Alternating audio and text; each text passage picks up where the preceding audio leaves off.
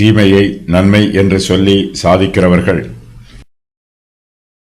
தீமையை நன்மை என்றும் நன்மையை தீமை என்றும் சொல்லி இருளை வெளிச்சமும் வெளிச்சத்தை இருளுமாக பாவித்து கசப்பை தித்திப்பும் தித்திப்பை கசப்பும் என்று சாதிக்கிறவர்களுக்கு ஐயோ!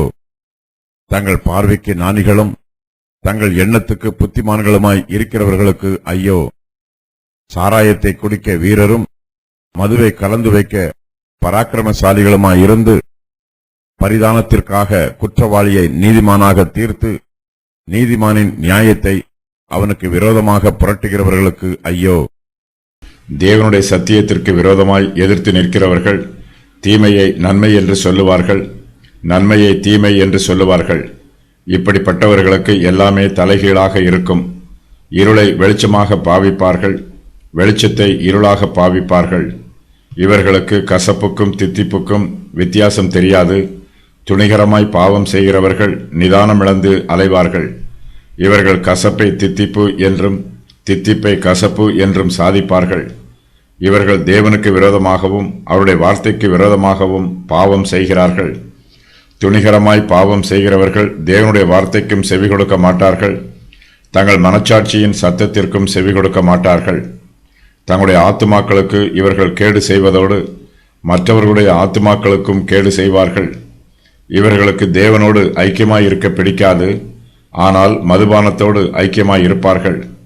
கர்த்தருக்கு எதிர்த்து நிற்கிறவர்கள் துணிகரமாய் பாவம் செய்கிறார்கள். இவர்கள் தங்கள் பார்வைக்கு தாங்கள் ஞானிகளாக இருக்கிறார்கள், தங்கள் எண்ணத்திற்கு இவர்கள் புத்திமான்களாய் இருக்கிறார்கள். இவர்களுக்கு ஐயோ என்று ஏசாயா சொல்லுகிறார்.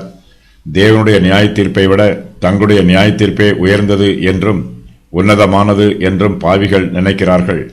தேவன் சர்வ ஞானம் உள்ளவர், அவருடைய ஞானம் அனந்த ஞானம். பாவிகளோ தேவனுடைய தெய்வீக ஞானத்தை பற்றி தியானிப்பதில்லை. அவருடைய ஞானத்தை விட தங்கள் ஞானமே சிறந்தது என்று பாவிகள் நினைக்கிறார்கள். பாவிகள் தங்கள் பார்வைக்கு மற்ற மனுஷரை விடவும் தேவனை விடவும் ஞானிகளாக தெரிகிறார்கள். பாவிகள் சாராயத்தை குடிப்பதிலும் பெருமை பாராட்டுகிறார்கள்.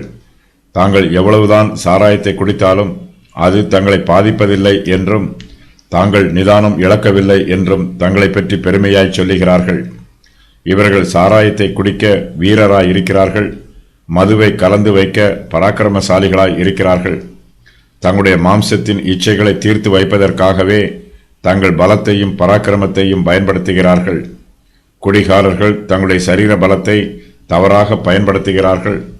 கர்த்தர் நல்ல நோக்கத்திற்காக நமது சரீரத்தில் பலத்தையும் பராக்கிரமத்தையும் கொடுத்திருக்கிறார், துணிவையும் தெம்பையும் கொடுத்திருக்கிறார்.